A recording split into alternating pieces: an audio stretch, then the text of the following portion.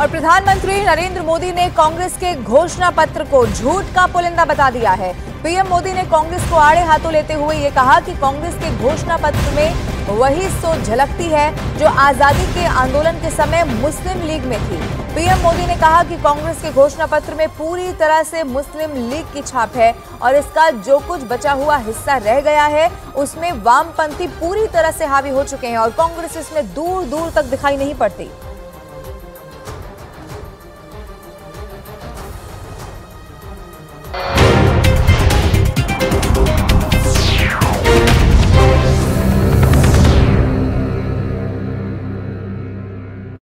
पख्तूनख्वा के सदर बाजार पेशावर या पेशावर के आसपास आत्मघाती हमले की योजना बना रहा है।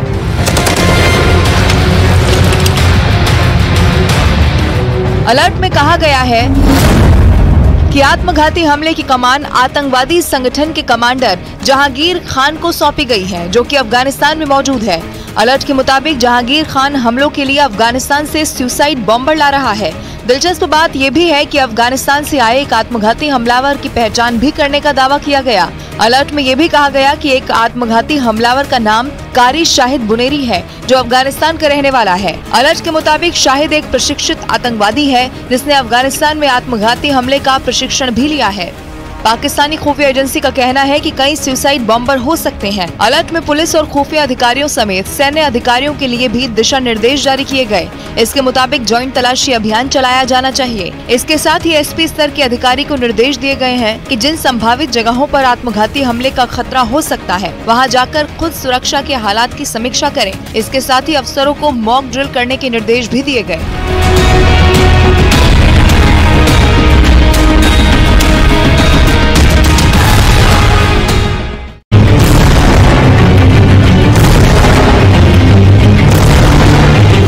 संदेश खाली कांड बंगाल की सरकार की गले की फांस बनता जा रहा है। संदेश खाली में हुई शर्मनाक घटना पर जहां सियासत अपने शबाब पर है, तो वहीं अब कलकत्ता हाईकोर्ट भी सख्त हो गया है। हाईकोर्ट में संदेश खाली में महिलाओं पर अत्याचार की जांच के लिए बने आयोग के गठन पर जनहित याचिका लगाई गई थी, जिस पर कलकत्ता हाईकोर्ट ने सुनवाई के दौरान बंगाल सरकार को जमकर फटकार लगाई।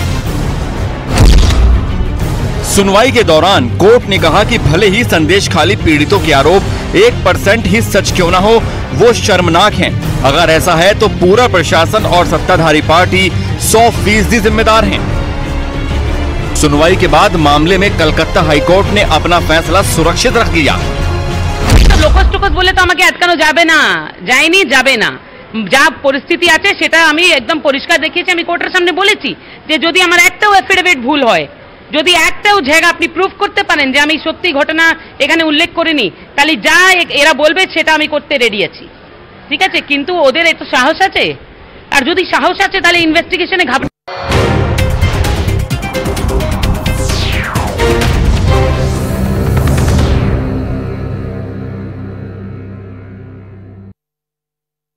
महाकोश कच्ची घानी सरसों तेल और रिफाइंड सोयाबीन ऑयल चुनो सही। प्रधानमंत्री नरेंद्र मोदी आज मध्य प्रदेश, बिहार और बंगाल में फूकेंगे चुनावी बिगुल। सुबह बिहार के नवादा में जनसभा की शुरुआत कर शाम को मध्य प्रदेश के जबलपुर में करेंगे रोड शो। तीनों सीटों पर पहले चरण में 19 अप्रैल को होना है मतदान।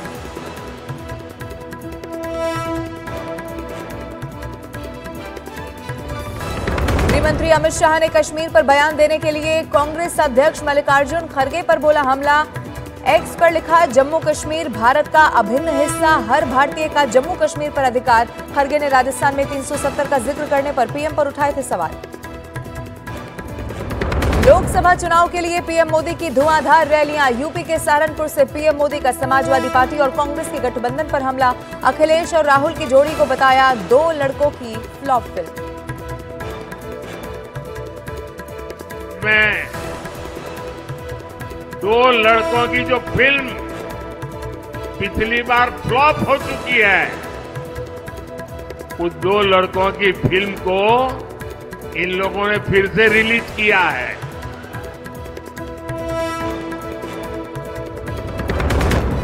माइक्रोसॉफ्ट ने भारत में चुनाव के दौरान चीन की तरफ से दखल की जताई आशंका। एक लेख में कहा आर्टिफिशियल इंटेलिजेंस के जरिए चीनी हैकर्स चुनाव को प्रभावित करने की रच सकते हैं साजिश।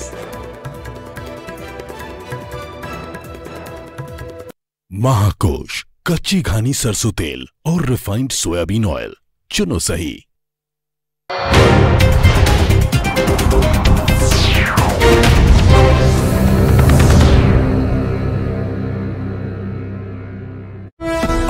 संदेश खाली मामले में बंगाल की ममता सरकार चौतरफा घिरती दिख रही है। गुरुवार को कोच बिहार में रैली करते हुए पीएम मोदी ने संदेश खाली मुद्दे पर सरकार को घेरा। पीएम मोदी ने कहा कि संदेश खाली के गुनहगारों को बख्शा नहीं जाएगा, पीड़ितों को इंसाफ जरूर मिलेगा। बीजेपी ही है जो यहाँ माताओं बहनों पर होने वाले अत्याचार को रोक सकती है। पूरे बंगाल ने, पूरे देश ने देखा है कि कैसे टीएमसी सरकार ने संदेश खाली के गुनहगारों को बचाने के लिए पूरी ताकत लगा दी। संदेश खाली की महिलाओं के साथ जो हुआ वो टीएमसी के अत्याचार की पराकाष्ठा थी। अब बीजेपी ने संकल्प लिया है कि वो संदेश खाली के दोषियों को सजा दिलवा कर ही रहेगा। उन्हें जिंदगी जेल में ही काटनी पड़ेगी। उधर बंगाल की सीएम ममता बनर्जी ने बीजेपी पर तीखा हमला बोला। ममता बनर्जी ने कहा कि जहरीले सांप पर भरोसा कर सकते हैं लेकिन बीजेपी पर नहीं। लोकसभा चुनाव से पहले बंगाल में लड़ाई दिलचस्प होती जा रही है। बीजेपी और टीएमसी आमने सामने है। बीजेपी महिला सुरक्षा और कानून व्यवस्था को लेकर बंगाल सरकार को घेर रही है, तो वहीं टीएमसी सीएए, एनआरसी और रोजगार पर बीजेपी पर हमलावर है। बीजेपी ने संदेश खाली को मुद्दा बना लिया है। संदेश खाली पर बीजेपी टीएमसी को किसी तरह की ढील देने को तैयार नहीं है। हर बदलते दिन के साथ बंगाल सरकार